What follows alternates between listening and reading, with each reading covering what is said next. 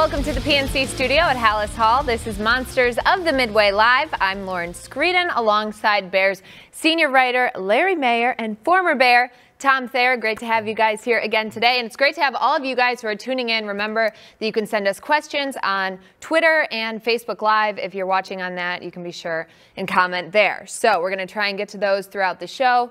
But first, let's do a little news of the day. Injury report just came out. Yes, good news on the injury front today.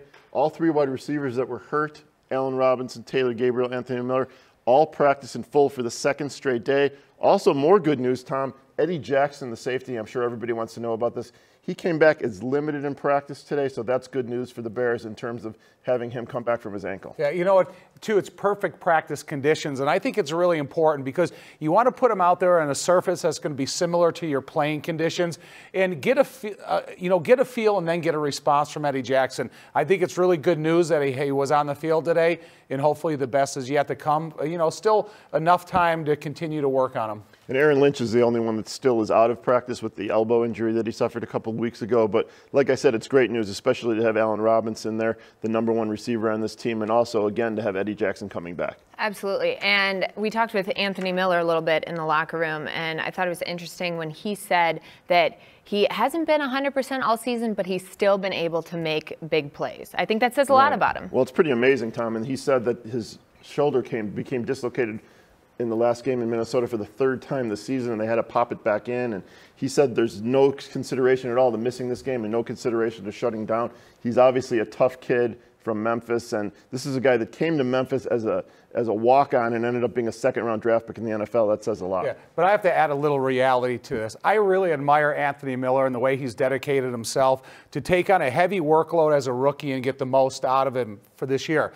You got to make a really responsible game day decision in the playoffs. Mm-hmm. If I have a player that is susceptible to an injury and may not be able to give me 4 quarters, I have to think if there's a better option. And I respect the heck out of Anthony Miller, but I also have to understand the real process of making the right game day roster decision that's going to best help the team.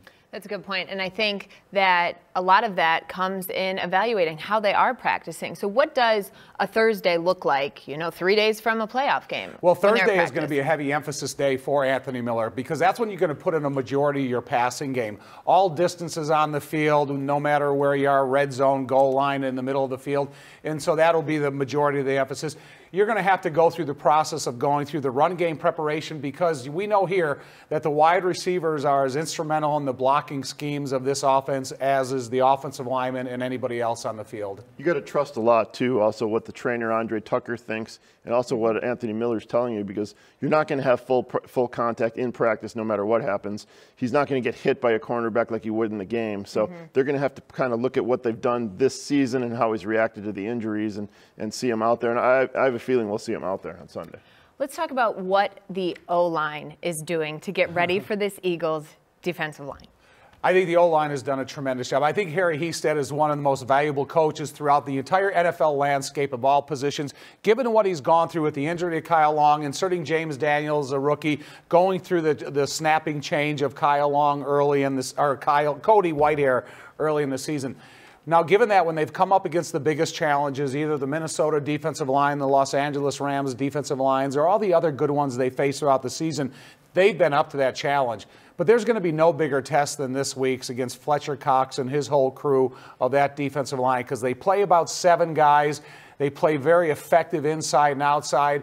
But I love this challenge because when everybody felt, are they up to the challenge of the Rams? They proved everybody they were up to any challenge set aside in front of them. And then when you look at what they faced last week in Minnesota with that crowd noise that can really hurt the offensive line, they stood up to the challenge. And by the end of the game, there was more Bear noise in that stadium than there was Viking noise. I think one of the moves in the offseason among all the many that the Bears made that were excellent that kind of goes unnoticed a little bit is that Harry Hestead did come in here from Notre Dame, and this is a guy that you talk to his former players like Olin Kreutz, Reuben Brown, who he both coached here in his first stint with the Bears, and they went to the Pro Bowl. They rave about the guy, and if Olin Kreutz is raving about someone like that, I'm going to believe what he says because he's such a solid veteran, established veteran. And you look at the way that they've decreased the number of penalties, pre-snap and holding. I only remember, I think, maybe 3 holding penalties on the offensive line the entire season. And that's just incredible and really speaks to what Harry has done. He doesn't get a whole lot of credit. Well, you know what? Mike McGlinchey, the first-round offensive tackle that was drafted by San Francisco, I had a chance to talk to him on the field before the game, and he says he owes his football life to Harry Hiestand because he was the guy that understood the commitment change that he needed to make in college. He was able to make it, and he was able to grow that into a future that is unlimited. So you had 2 Notre Dame greats just hanging out together in the field. Just unbelievable. Rudy probably should have been there too. Those Notre Dame guys, you know. Hey, we try to get it was nice getting the introduction to him, really, because you don't get a chance to meet these guys throughout the career, and now you might have a chance to meet him 6 or 7 times throughout his NFL career. The Eagles' D-line sticks out. So does Zach Ertz. Let's talk about him as a tight end, 116 catches this season alone. What do you do to even start to try and contain him? First of all, it starts at the line of scrimmage. He's 116 catches, 1,163 yards, 10-point average. He's got everything. But you can't allow him to stand at the line of scrimmage and just run upfield and make the catch. Maybe it takes a Khalil Mack or a Leonard Floyd or someone, at the line of scrimmage in his face to make sure he has to alternate his route, and then it kind of interferes with the timing of the play.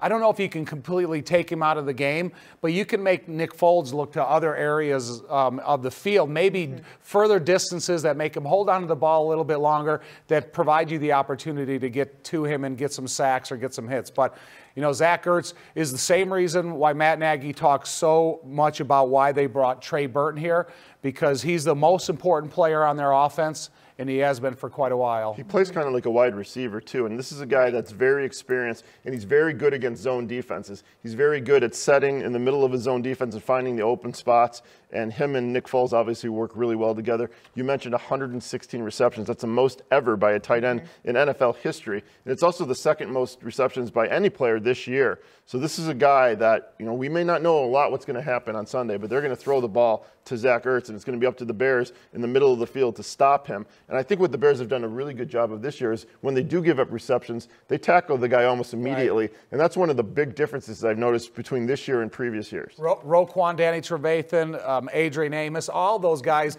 they have been so great at limiting yards after catch to tight ends and those inside receiver positions. It has been a big help for the Bears defense. Let's go to a fan question real quick. Rex wants to know, in this current Bears offense, how much flexibility does Mitch have to change the play at the line? That's not from Rex Grossman, is it? It is not from Okay, Rex because Grossman. he's It's from Ryan? Rex. Maybe he's trying to learn something. Rukavina? I don't know. Is that Grossman That's why I spelled was going to go backwards? with just Rex. Thank think you that might for be calling me Grossman. out, though. Well, It might be Grossman because he's wondering because, he didn't maybe get to change plays as much as he wanted, and he's probably wondering about. Well, there was a system that Rex Grossman ran. here. They had terminology built into when you were going to make a change, and there was a live color, and then you change the play. Every time that Mitch goes to the huddle, he calls 2 plays in the huddle. And now when you go to the line of scrimmage, you get an evaluation of the placement of your personnel defense, and then you make a call according to the plan. So Mitch, he's got as much ability to change the play at the line of scrimmage than any quarterback probably has here since Jim McMahon. And that's the unique thing about this RPO offense is there's so much that you can do at the line of scrimmage. And back in our day, our hands were tied. We went to the line of scrimmage. Walter was in the backfield. They got 8 guys up at the line of scrimmage, and we still ran the ball. Right, but didn't Jim McMahon just call whatever he wanted? Let's be honest. Well, he did, but there was a different way you went about calling it. Nowadays, with 2 plays called in the huddle, you can easily everybody understands their assignments from A to B to C. Matt Nagy said something really interesting this week. It was about the growth that Mitch has showed, and he said he's got so much growth, he's shown so much growth that he's no longer looking at the offense when he sets up behind center. He's looking at the defense. So he's comfortable enough with the play call and where everyone's going to be and what everyone's supposed to do that now he can start reading the defense pre-snap and then adjust accordingly. I think that was a great compliment to Mitch when Matt said that. Yep. If the quarterback knows what's going on, before the snap, after the snap, when you're looking at defense or offensive placement, that's high praise. Definitely. And if you guys are just tuning in, remember that you can write your questions on Facebook if you're tuned in on Facebook Live, or you can be sure and tweet them to Larry or myself. I'll probably be checking Twitter. Larry? phone? I'm Anything? checking your No? Twitter. Okay, So. I'll keep on that. But thanks so much for joining us. If you are tuned in right now, this is Monsters of the Midway Live. And we were just talking about Coach Nagy and Mitchell Trubisky, and I just got to say, I mean, that's the kind of relationship that you want between your quarterback and head coach, right? Does it get any better? Well, it doesn't. It I mean, doesn't. you look at all the successful organizations around the NFL, and it all starts with the head coach and the quarterback relationship and how it has time to develop, that you understand the system, you know the terminology. The better you get to know it, the better you get to know it the next year. And as long as you can be involved in football in the same system, every year you'll learn something more. You'll be able to teach your receivers, your backs, your line a little bit more.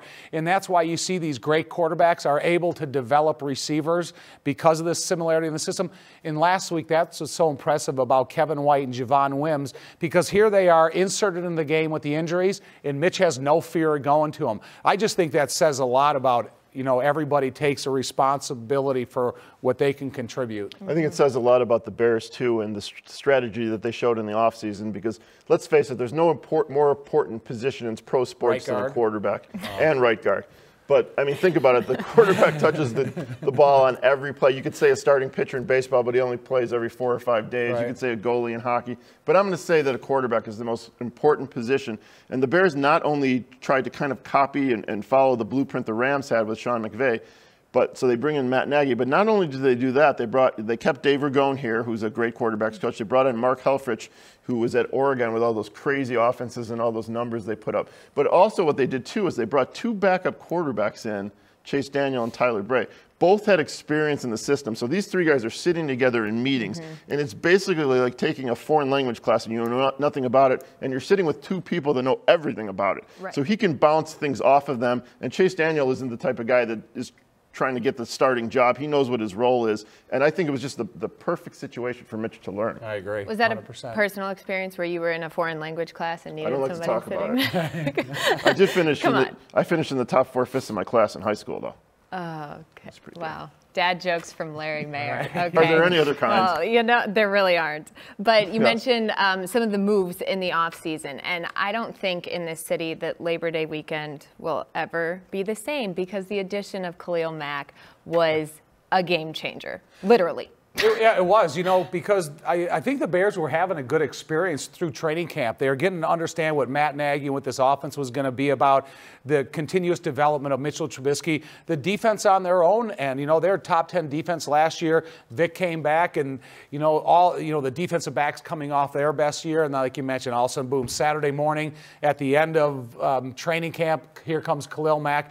And I think what Khalil did is he brought a certain sense of respect and seriousness to his approach to the game, and that it's filtered into the locker room. And I think other people have been able to, carry on his type of work ethic and the way that he gets himself prepared for football. So he has allowed some guys to expedite their growth. I agree with everything Tom said, and let's not forget, too, though, that it was the final move in an unbelievable offseason for Ryan Pace, who really, and we don't really talk much about this, but he started by hiring Matt Nagy, and that was an incredible move. Right. They brought back Vic Fangio as the defensive coordinator, matched the offer sheet for Kyle Fuller, he tied for the NFL lead. You could go on and on with 7 interceptions, brought in Allen Robinson and Gabriel and Burton in free agency, drafted Roquan, a whole bunch of guys. It's really incredible that almost every move he made was like a home run. But I think going back to the Mitch move was probably the move of all moves throughout Ryan's career. Because, when you're bringing Khalil Mack here, you know what you're getting as a proven pro. And when you bring in the other free agents, you had the quarterback here that's going to complement you for years. And then you were able to hire the head coach because of the quarterback you already picked. You remember every room that we were in during the draft, every room had a different response to that trade up for Mitchell Trubisky. And we didn't know what to know because he didn't have a huge sample size from college to understand what we were getting. But, God, I still think that's, of all these moves, it's probably Mitch has been the most important. Definitely. And I think that the Mack move, I mean, like you said, it says a lot. He is a proven pro. But what does he have to do in the playoffs now? 12.5 sacks in the regular season, but now are the playoffs a totally different game? They are. You just got to keep the defense a good defense, because I don't think the defense is completely relying on Khalil Mack.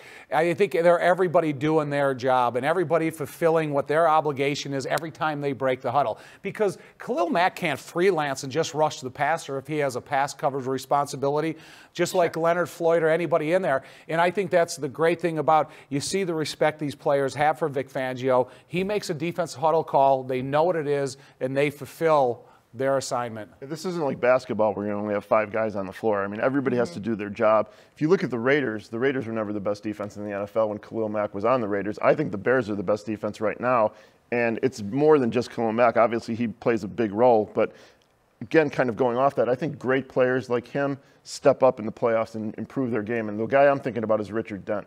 Richard Dent was the guy that always put up numbers, but then when the playoffs came, he was unstoppable. But, you know, you look at that whole supporting cast, though. You look at how well Ming played, how well Hamp played, Otis, you know, Singletary, Wilbur. Every one of those guys, they played up to what was expected out of them, and then they raised that level a little bit more when you go into the playoffs. You know, no one scored on them in the playoffs. Right. It's insulting. And I think the Bears have that type of desire to play together in the camaraderie that Matt has created.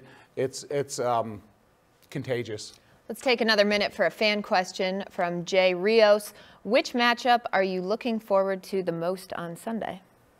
You want to start with this? I'm going to say everybody's talking about Kyle Long against Chris Long. Right. But I can't wait to see Kyle Long against Fletcher Cox. I mean, these are two behemoths in there, Pro Bowl guys that are just going to be teeing off on each other pretty much every play, going face to face, nose to nose, helmet to helmet in the trenches. To me, that's exciting. I'm sure a lot of people say Alshon Jeffrey against Prince or Kyle Fuller, but I want to see those guys battle it out. And as a former guard, I'm guessing that excites you too. Well, you know, I don't know if Kyle and Chris will ever touch each other, because Chris is going to rush from the outside. Right. If they run a designed stunt on pass protection where the defensive tackle goes inside and then Chris loops around, that's when Kyle would have a chance to hit him.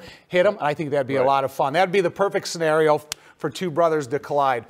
Well, you mentioned it, Zach Ertz. If you don't stop, if you don't limit, if you don't control Zach Ertz and make Nick Foles look from here, out here, you could help your defense, but if you don't slow that process between Foles and Zach Ertz, it affects the rest of the offense. Then you got Darren Sproles involved, and you got Aguilar, and you got Alshon. You got all these guys. If you get one guy active in Zach Ertz, if you limit his activity, it's going to slow the offensive process. In terms of Kyle Long, I'm going to go out on a limb here, and even if he's not designed to block his brother, I think there's going to be some point. You think he'll chase him around the field? I think there'll be a pile, or there'll be somewhere, there'll be a downfield block, an opportunity. Just keep it legal. Hopefully not an interception return, but there'll be some time when Kyle blocks Chris Long. I think I'd be willing to bet on that. Well, we talked about it yesterday, but that's why his mom's going to just be like this, like not even looking. Let's go to another fan question. You guys keep sending them in if you're on YouTube, Facebook, Twitter. Thanks so much for joining us. This is Monsters of the Midway Live. Our next fan question is from Matt Powell. Can the Bears run against Eagles' defensive line? I think they can. I think they've ran the ball a lot more successfully the last couple of weeks. I know that Jordan Howard has produced more. Yeah. Both of his 100-yard games have come in the last 4 weeks, and it seems like that they're putting the ball in his hands more, and he's responding. The weather's not really going to be a factor because it's supposed to be in the 40s and fine. Nice. So, good news. But I do think that they could run the ball on the Eagles. I think that might, I don't want to say it's a weakness, but I know the Eagles' pass rush is what they're known for. I would love to see the Bears take it right to them and run it right at them. I agree with you, Larry. You know, we hear a lot about Jim Schwartz's wide 9 defense. That means he's playing the defensive ends extremely wide outside the offensive tackles. So now you got 2 defensive tackles covering a big area. And that's a lot of responsibility, because every time that you block them, you can have 3 guys against 2. So say Cody Whitehair and Kyle Long are having a nice time with Fletcher Cox, and then James Daniels can be over here against Jernigan or whoever else they want to play. Or if you flop it over, I still think that interior battle is going to do a lot to tell you what this game plan's all about. But I also think the physical style of running with Jordan Howard in an interior battle, I do think the Bears will be able to run it against them. When Tom Thayer talks offensive line, I just want to watch the game right now. I want the game to start right now, kickoff. It's so exciting. Isn't it? I mean, it's amazing. It's so exciting. People don't realize when these lights all go off, we just sit here for like 2 hours and listen to him talk about offensive line. That's exactly. It's great stuff. That's exactly what we do. Yes. A lot of people are talking about it. You know, Alshon Jeffrey coming back to Chicago. What is that like when you're coming back to play the team that you spent a lot of? I mean, he did spend a lot of time with the Super Bowl ring. when he got a contract from another team, even though he did want one with the Bears, but it wasn't the perfect crossroads for him. Alshon's a heck of a player. He's still a 6'4", long wingspan, good jumper, deceptively fast, not a burner, but he does have some speed. So he's probably had, probably 200 to 350 reps against Kyle Fuller, and he's probably had another 300 reps against or a couple hundred reps against Prince Mukamara. Not here, but so they're familiar with him. They have the good offense to use Alshon Jeffrey, but I think Alshon will be coming back with some emotions, even though he doesn't want to say it. And the interesting thing is that he's played better with Nick Foles as the quarterback than Carson Wentz. And it seems to me, and I don't know this for a fact, of course, it seems to me he feels more cohesiveness with Nick Foles. So it's going to be even ultra important to get pressure on the quarterback on Sunday. And I know we've chatted about this a little bit, but again, what do you have to do to try and contain Nick Foles? Well, like I said, I think pressure is the number one key to this game. Generate a consistent pass rush on Nick Foles. I know he likes getting rid of the ball quickly, but give him hard decisions. Like I said yesterday on this fine show, I've never seen Aaron Rodgers rattled before against the Bears, and he was rattled this year because of the pass rush. Jared Goff was rattled against the Bears, and they have to do the same thing this Sunday. Right, they did a great job against Aaron Rodgers is either keeping him in the pocket, trying to look for a throwing area, and he never found it, or else pushing him to his left, pushing him to the way that a right-handed quarterback doesn't like to throw. And so I think that then you can fortify your rush in controlling the quarterback, either with the desire to keep him inside the pocket or try to push him out left and maybe have him throw it awkwardly on the run. I know they have a lot of confidence in Nick Foles after he took them to the Super Bowl, and he's stepping in this year again. But if you can get to him, no human being is going to be the same if you keep hitting him after time. And again, he had rib injuries last week, and he's sore. He practiced in full today. He was limited yesterday. But it's got to be a factor at all when you have a rib injury as a quarterback and you're getting hit. I've had the unfortunate need to get a rib injury shot up before, and it's not a pleasant feeling. And Nick Foles has already talked about how he's going to need extra protection. So what does that mean? Does that mean he's going to need extra bodies to stay in to protect him from the pass rush? Or does it need that he's going to need some medical technology to give him extra protection? So, it's interesting to see how they're going to give him the extra protection, by bodies or by help. But at this point in the season, how much does adrenaline have a factor? Everybody's banged up right now, right? This has been a long season. We're talking playoff adrenaline is different. It's got to be, right? Adrenaline, you're going to the stadiums. You know that there's a lot of other guys that are sitting home tuning in the TVs that are usually getting dressed themselves to go out and play a game. You're one of the few that's going to the practice field. All that kind of stuff builds up during the week. I feel it as a has-been. And it's different. You're not a has-been. It is. But you feel it. You feel the whole playoff atmosphere, and I'm just excited for the Bears fans and for the players to be able to grow from this opportunity. So how do you harness that so it doesn't get to be too much? So you don't try to do too much? Because I know a couple games when Mitch hasn't played particularly well, after the game he said, I was trying to do too much. I need to stay within myself. So how do you do that? It works itself out. You'll go down there the first 8 or 9 plays. You'll be breathing like you've never had any physical activity in your life. You'll be exhausted. You'll be looking for help. Then all of a sudden you start settling down and just get involved in the game. I think every player that goes out there is going to be jacked up at the beginning, and then eventually you'll start earning that common feeling of the game. Even I'm excited. Right. When you're in that atmosphere, yes, it'll be fun. Really is. You're going to be closer to the action than most people. You're going to be down on the sideline, so you're going to feel that adrenaline and feel what it's like down there, the intensity. So maybe I'll suit up. You're going to have your game face on at least, right? I hope. Yeah. Let's go to another fan question. Cesar Cortez says, is the Eagles' O-line the best the Bears have faced this season? You're the expert in this area, so. I think so. You look at their 2 offensive tackles. You look at Kelsey, their center. They have really good helping guards. They're going to make a change at the left guard position. They're going to take out Stefan Wisniewski and put in Isaac Sumalo? Yeah, Sumalo, who's a big guy, is a big thick guy. But now he's recovering from a chest injury, and I think they're changing him because they feel he's a better football player than Wisniewski. So that's going to be interesting to see if the Bears can take advantage of that. But, it's their offense complements their offensive line. They got good athletes at the tackle position, one of the best ever at the left tackle, Jason Peters, multiple Pro Bowler. So this could be one of the best complement of coaches, offensive line, quarterback in downfield effectiveness. We have another fan question, and you guys keep sending those in because we are getting to those and love chatting with you guys. Alex H. wants to know, who's the key player to make a difference? Generally, in the game.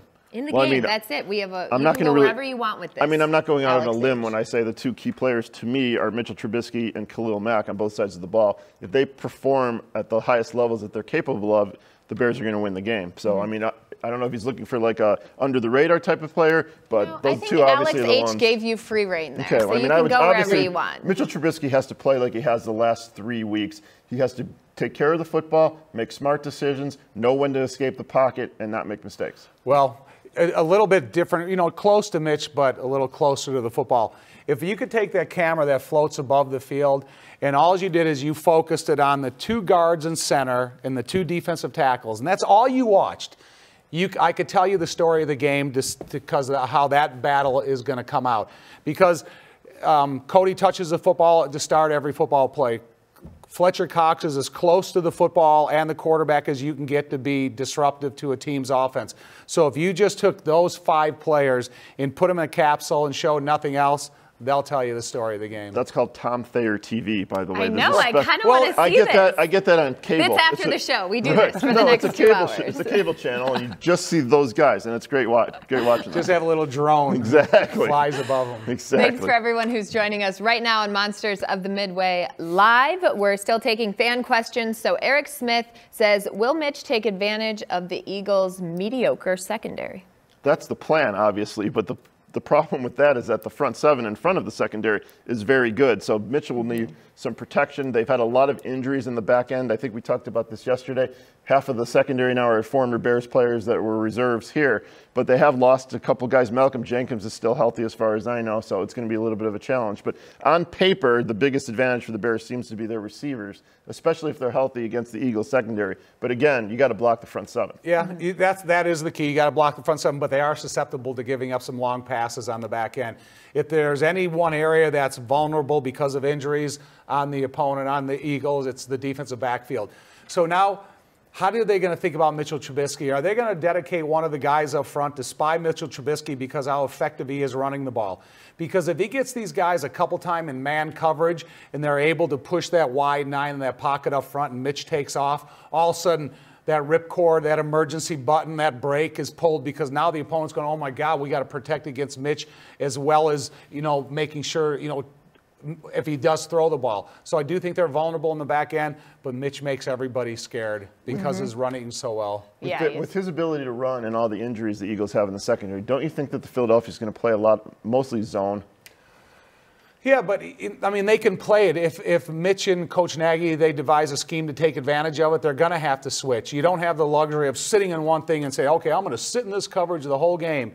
You know, there's vulnerabilities to every coverage. I think Mitch's running ability is incredible. And a lot of people have been talking about that lately, but he has the great knack not only with his athleticism, but he knows when to run the ball, and he knows when to escape the pocket but still look downfield to make a play. Right. Which has just been part of his development again. I mean, it's crazy to see how far he has come. It almost seems like he throws more accurately while he's running with the ball than in the pocket, and it's really hard to do that. Yeah. And it's very impressive. You teach him that, Larry? I did not teach him, but I do appreciate the ability to do that. Sure. Phil Gillette says, can our special teams get a kick return? Wow. I mean, I don't know who's even going to return. You know, they've been through so many returners. And the whole culture, the whole landscape of kick return in the NFL has changed so much that, this is a great time of year to try to expose a special teams if they do, you know, are susceptible in that area and try to get one out. But you got to think of the statistics along of starting your possession at the 25-yard line every time. If you got out there and you had these long sustained kickoff return blocks and you got some penalties, now you're starting in the 10, 12-yard line, that's when you're playing right into the hands of the defense. I'd be fine if they take a knee every kickoff and start at the 25 because it seems like throughout, you watch the NFL, it's obviously not the case, but it seems like half the time there's a flag on a kickoff return. Anthony Miller was the one who was doing it most recently, so we'll see. But you know what? The college players coming out are not getting any reps of live kickoff returns because there's these fair catches all over the place. You got to start developing talent to get the job done legally. I did it my whole career. I know what it is like to be on kickoff return, and there's nothing more demoralizing than returning a kickoff for a touchdown. I mean, that is momentum that's hard to stop. Now, I know you played double-digit years with the Bears on special teams. Did you ever have a kick return? Nope. They never wanted to kick to me. I was the big weapon. I was Bradley Sewell before Bradley Sewell was the big weapon. Well, we know that the atmosphere is going to be absolutely electric on Sunday. I mean, there's no doubt about that. And it was cool because in the locker room today, there were certain guys who were just saying how excited they are for that. And I know we were just talking a little bit about special teams. And one guy I have to point out, Sherrick McManus. He said he's waited. He never gave up hope, though. And I think that's really cool when you get to see those guys who've been here a long time and are finally getting this moment that they've worked so hard for. Yeah, you know, you got to put he and Josh Bellamy almost in the same category. Because the reason they're here is because they excelled on special teams. They were two of the most important guys since they've been here on the special teams, the development, on every aspect of the special teams. They're valuable. And so when you see two of those guys having an opportunity to not only make their way through special teams, but then get the opportunity to play regular reps. It's a great reward for their perseverance. And Sherrick's been on the roster, as I'm sure you know, longer than any other Bear. He's the longest tenured player here. He made the playoffs when he was with the Houston Texans in 2011, I want to say, but it's been a long time for him, and he's excited. Well, been a long time for him and for Bears fans. Should be a fun game on Sunday. For Tom Thayer, Larry Mayer, I'm Lauren Screeden. Thanks so much for joining us on Monsters of the Midway Live. We'll see you guys later.